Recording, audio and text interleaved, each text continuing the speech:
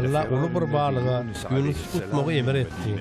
Ýunus 3 güýje günlüläp balygyň garnyna boldy. Soňra hezreti Ýunus balygyň garnyndan öz Allahyna Hudaýa ýüzlenip şeýle dua kody.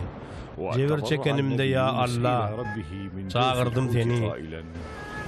Jogap berdiň maňa. Öller diýarynyň goýnundan çağırdım seni. Eşitdiň sen nalamy. Çuňlugo deňizleriň bagyryna taşladyň meni. Gurşady suwlar meni. Küçli güýçli tolkunlaryň üstümden geçdi meniň.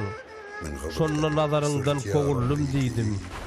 Ya Allah, seniň mukaddis ibadatxanaň ýene nädip görerin diýdim. Suw pikirdigime geldi. Ýesir düşdüm çuňlugo, başyma çulaşdy deňiz otlary. İnnim dağlaryň düýüne. Gapylary baq ýapylýan ýere düşdüm. Ýöne ey Allah'ım, canımı çuňlukdan halas etdiň. Ya Allah, candan umyt üzünümde seni çağırdım. Öz mukaddis ibadatxanaňda sözümü eşitdiň.